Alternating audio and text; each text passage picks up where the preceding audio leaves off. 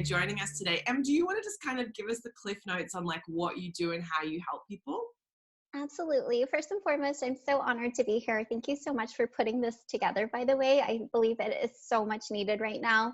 And it's just such a pleasure to be a part of this. So my background is I used to be a former recruiter, and I hired and interviewed thousands of candidates, but I was never able to give them honest feedback on why they weren't advancing or what they needed to really improve upon. And so in 2016, I actually started Cultivate, which stands for Cultivate Your Life. And today I help job seekers really master the job search process. I truly believe we were never taught like skills on how to build a personal brand, how to network, how to interview, how to negotiate, which I know you do so well as well. And it's just so awesome to be able to help people just kind of learn what they actually need to do to set themselves up for success.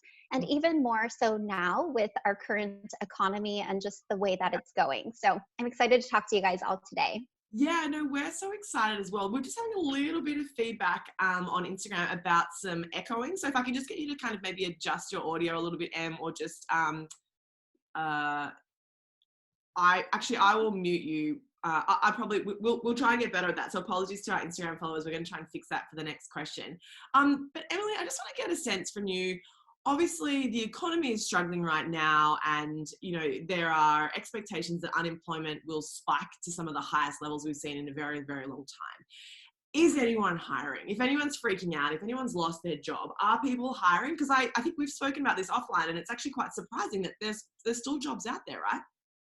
Absolutely. I think it's a misconception that when we're in a recession, everybody is unemployed. But if you even look at like the 2008 recession, the unemployment rates spiked to 12%, meaning 12% of the nation was unemployed. But if you do the math, that means actually, I'm not good at math, 78%, I think, you guys don't quote me on this, 88% were actually employed, right? And so the same thing is happening now. There are companies that are really struggling, for instance, airlines, hospitality, anything that's really affected by the COVID-19 lockdown. However, there are also companies that are just really growing and excelling and thriving right now, right? We're all binging on Netflix at this time. We're all shopping on Amazon. These are the companies that are really thriving. So in any type of recession, we can't just sit there and wait for things to turn around, because recessions typically last for more than a year, right? We're not going to be unemployed for more than a year. We're going to try to figure out how do we pivot. And I actually have some tips for those of us that are catching this live. If you want to really take a look at what companies are hiring, I recommend two things. One, even if you're not a recruiter, go ahead and go into Indeed.com or LinkedIn or whatever job board and type in recruiter and the zip code or the city that you want to work in, because what's going to happen is it's going to show you all of the results of companies that are saying, hey, we're hiring for recruiters right now. And recruiters are always hired to hire talent, not to fire talent. So that's one good way of really starting to identify what companies in my area are really growing during this time, or they're really ramping up their hiring efforts. The second tip I have is just going into whatever title you are targeting, typing in your zip code or city and location, and then go ahead and go to the filter section and go by date posted and check what's been posted in the last 24 hours or the last week, because you will see companies are hiring and they're not just posting for the sake of posting. Just FYI, it actually costs a lot of money to post jobs online, especially on LinkedIn. So if you want high quality jobs, take a look at LinkedIn's jobs board and start looking at what companies are hiring right now, and find that evidence, find that proof, because the minute you tell yourself no one's hiring, or maybe people around you are telling you no one is hiring, that could be so defeating. And of course, you're not going to want to go forth with your job search. But let me tell you, good people are always getting hired in any economy. Yeah, I think that that's such good advice, because I think it's very easy to get stuck in this negative cycle of perhaps people watching have been laid off, right? Or perhaps you've been asked to take a 50% pay cut and you're looking for another job. I think there's a lot of people who've been furloughed, people who've been asked to take annual leave. Perhaps you feel like you want to get out now. and you might be coming from a place of fear, right? Because a lot of people have lost their jobs and a lot of people are sacking people right now. But I think your point is a good one, and that is that for good people and for good companies, they always need people, right? And I think there's a lot of companies, and PepTalkHer included, like, we are fortunate in that we've been able to retain all of our staff and that our business is going well. But I think we're on the lookout for great talent that's around, right? Who may be looking for jobs, or who have, sadly lost their job. Like, how can we help support them? And like, who are those people out there who maybe previously we wouldn't have been able to hire because, they had other jobs. So like, I'm really interested, Emily, for people who have lost their job and who are about to step into that hiring process, if they're feeling like, it's been a blow to their confidence, or if they're feeling like they're not feeling their best right now because of all the anxiety, like, what are some steps that people can take to kind of get into a good mindset to be looking for that next job? Unmute. Okay. Completely agree with all of that. There's always opportunity, and it's just like that, really finding the companies like PepTalkHer that are thriving and hiring at this time. And I think as an employer, that's so key to just keep your eye out for talent. So for those of you who have been affected by a recent layoff, the first thing I want to tell you is, one, don't look at this as a shameful or like you're wearing a scarlet letter type incident, because it's happening across the board, and employers recognize that. They understand that, and they understand that it's not due to performance related issues or you not showing up to work. Exactly. It's really just due to the economy and things beyond our control. So I really want to highlight that, because I feel that a lot of people bring a lot of shame when they're laid off, even if it's a mass layoff. So most, like, really acknowledge that it's 100% understandable, it's 100% okay, and it's 100% going to allow you to find another opportunity that's in better alignment for you. Totally. So that's one. And then two is, I recommend everybody to come up with a brag list of just, here are the things, either small or large, that I've accomplished in my last workplace. If you've been feeling really unconfident with stepping forward in your job search, because you're going to realize you have so much to offer. And I think this brag list really comes into play, not just for updating your resume, where you can start to recognize, oh yeah, I did this and this and this, and I forgot to put that on there. But also just walking into any interview and just being super stepping into that confidence that you bring to the table, because I think a lot of us don't give ourselves enough credit, and we don't recognize all of the achievements we've had, especially us that are really ambitious. We tend to just check things off the list and go for the next thing, but we really need to kind of catalog, okay, here's everything that I did that I'm really proud of, and here's why this employer, whatever employer is next, is going to be really lucky to have me. The more you can ground yourself into that and really trust that, is when you're going to excel and kind of thrive in your job search as quickly as possible.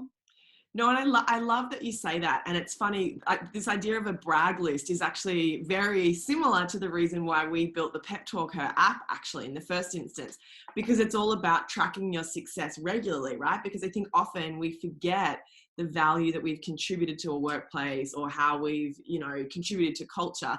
And so I think the idea of having a brag list, or using the PepTalkHer app, whether you use a notebook, an Excel sheet, a Google sheet, whatever it is, it doesn't matter, as long as you're tracking those successes on a regular basis, because you never know when you're going to be going for a job interview or a promotion at your current job, and you'll need that data to kind of back up your argument as to why you're the best person for that job. So I love that. I love having a brag list. If you don't already have one, you can use the PepTalkHer app. It's free. You can download it on Apple and Google as well. So highly recommend that.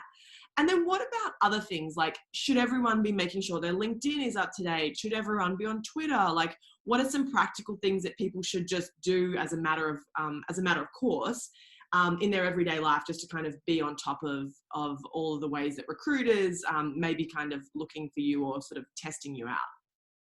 Oh my gosh, I love that you brought up LinkedIn more than you did the resume. I am a firm believer that LinkedIn is the ultimate tool to find your dream job. And I personally believe it's more important than your resume, because one, it allows you to be found every single day. recruiters, whether they're headhunters or they're corporate recruiters, Yeah. they're actually looking on LinkedIn to find people who can fill the skills gap. Oh, okay, sorry, it said I was muted. So what I would say is LinkedIn absolutely is really, really key, and just really building your personal brand and making sure that things are consistent with your resume, your LinkedIn, if you have a digital online portfolio.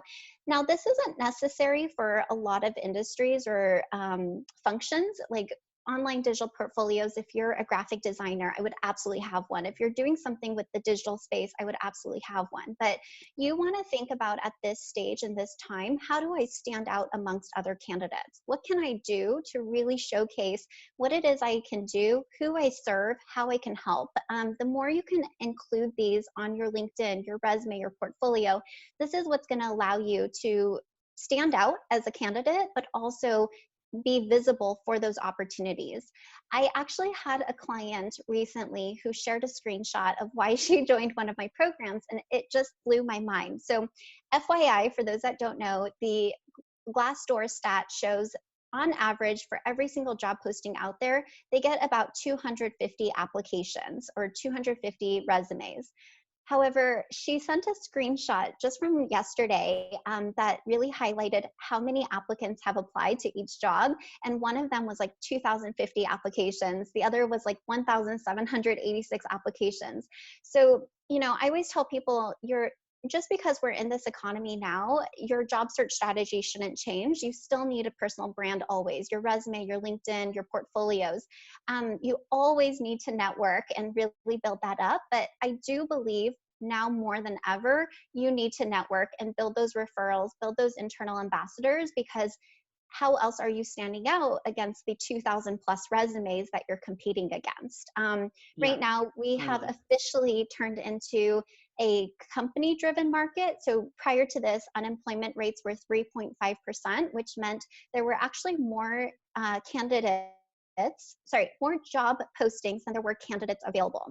But today, with the unemployment rates and unemployment claims rising, there's now a shift where companies have more candidates than they do have jobs available. So we have to really start thinking strategically, how do we stand out? How do we beat out all of those other applicants? And I can share so much that so much of it goes to building a relationship, building rapport, building a connection internally. I categorically agree with that, because I think, sometimes people, even before all of this had happened, but people would move to New York where I'm based and say, oh, I can't get a job. I've been applying on LinkedIn and I can't get a job. And I just don't think applying on LinkedIn is enough. Like, I think having a strong LinkedIn profile is so essential.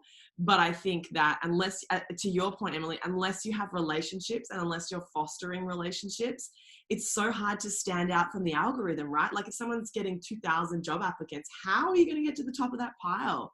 So I want to share one story from my fiance when he got his job. He was applying on LinkedIn, not getting any love. And he eventually came up with a short list of companies where he would love to work, where he believed in their mission. He loved the work that they were doing. And then he reached out to not the CEO, but some of the senior executives and asked them if they'd allow him to buy them a coffee to talk specifically about X, Y, and Z issue. And that's actually how he ended up getting his job, would you believe it? One of them took a chance. She didn't have to, and she did. And the 15-minute coffee turned into a half-hour coffee, which turned into 17 interviews, and now he still works there. But for people who feel uncomfortable about starting to build relationships, what would you say are some great baby steps that they could take? I love that story. I have one that I could share about my husband really quick, because he also was applying online. Not asking me for help because he was doing the thing like, I got this. And then after 3.5 weeks, he was so frustrated because he was customizing every resume, every cover letter, like, I'm not getting any jobs. And very similar to your husband, he actually took it to LinkedIn, but we got really strategic on, okay, how do we find the companies that are hiring? How do you reach out to your future manager? What do you need to say to them? And he just Yeah. started sending out these messages, and he ended up getting a job offer that he never applied to, but the recruiter told him, you need to apply now because we have to push you in the back system. So Wow. really, really key. But I would say for anybody who is unsure of how to reach out, I would say really three things. Like one, always be personable and really customize your message and really speak from like the heart, right? Because Yeah. a lot of us, when we are reaching out to an employer, we do care about their mission. We do care about the company or the product or the service or the reputation. So what is it about that company out of all of the companies out there that made you reach out? And the more you could get personable with the company or paying a genuine compliment to whoever you're reaching out to based on what you see on Yeah. LinkedIn or their social media, that immediately is going to build rapport, and Yeah. immediately they're going to be like, okay, let me read the rest of this and see how I can help. Because Totally. the flip side of that is so many job seekers send out really generic messages that are just like, hey, I'm on the market.